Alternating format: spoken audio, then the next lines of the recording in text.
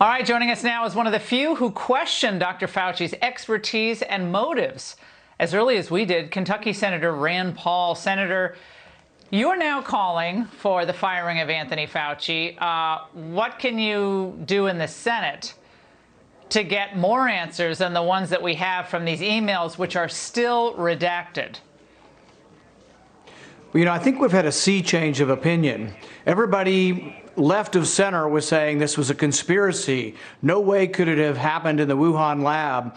Now even Dr. Fauci is saying that we should investigate it. But the emails paint a disturbing picture of Dr. Fauci from the very beginning worrying that he had been funding gain-of-function research. And he knows it to this day, but hasn't admitted it.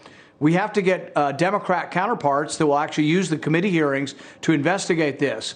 But so far, it's been such a partisan support for Dr. Fauci that he can do no wrong. But really, there's a lot of evidence that he has a great deal of conflict of interest, and that if it turns out this virus came from the Wuhan lab, which it looks like it did, that there's a great deal of culpability in that he was a big supporter of the funding.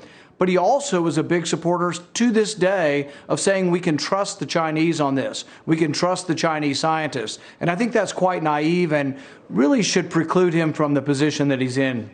And referencing the point you just made, Senator, the emails, they show that Fauci was scrambling in those early days of the pandemic to find out the links between the NIH-funded gain-of-function research and COVID. Now, here's how one of his NIH underlings responded to this email about a 2015 gain-of-function study that was co-authored by the Wuhan Institute of Virology's Bat Lady.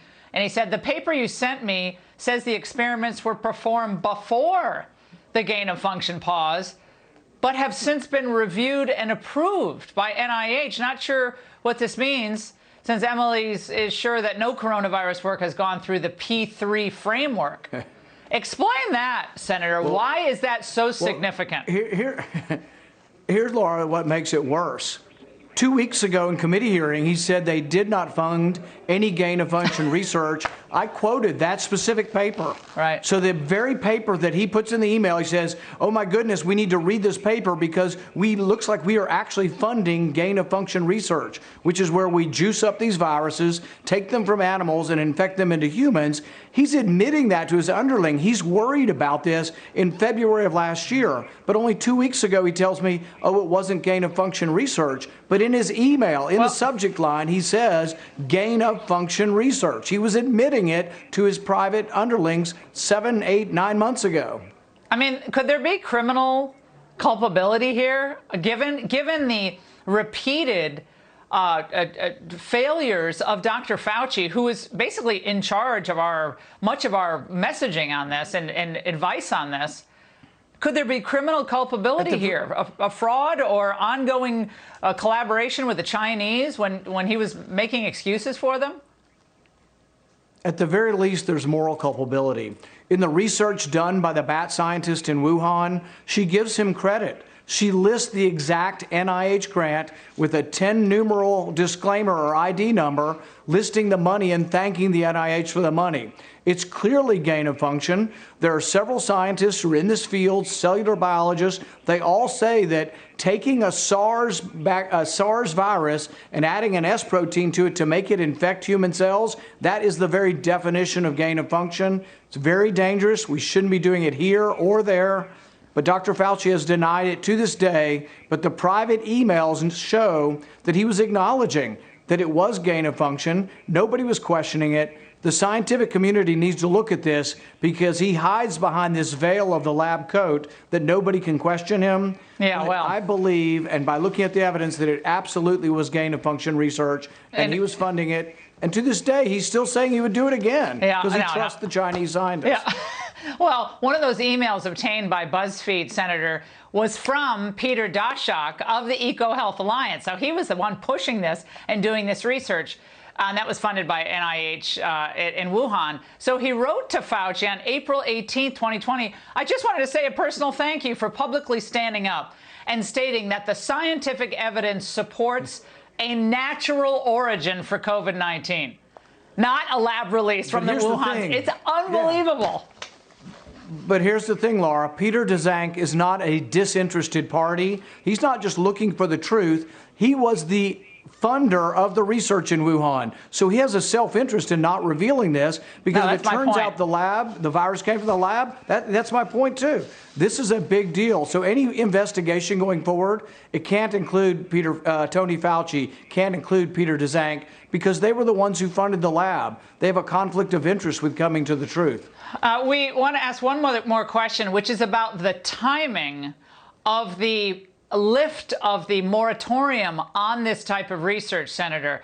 In January 9th of 2017, the NIAID released this statement saying, we have gone through the reviews, basically, we have all these recommendations as to why this type of research should be permitted. It was 11 days before Donald Trump is inaugurated. And it's like a 4 or 5 page memorandum. Don't you find that timing to be interesting?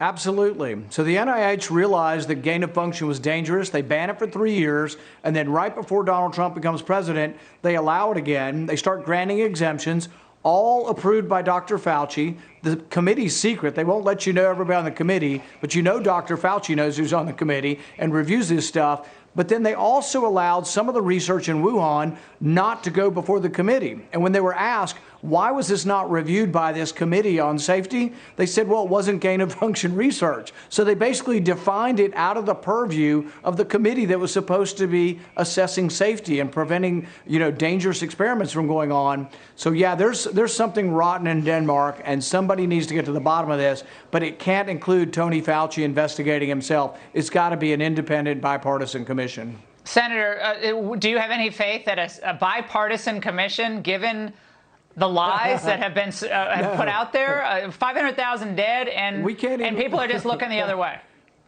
Yeah, we can't even get a hearing, but realize what they were studying in that lab they've admitted to was 15 times more deadly than the virus we're dealing with. COVID-19 has about a 1% mortality, and that's a lot of people, but SARS, the one from 2004, has a 15% mortality, and they were taking SARS and juicing it up and making it more infectious to human airway cells. That's a really scary thing to do, particularly for the Chinese communists, who I don't think are the most trustworthy of partners. Yeah, well, and at least partly funded by the U.S. taxpayers. That is a scandal. Senator, thank you so much for joining us tonight. Thanks, Laura.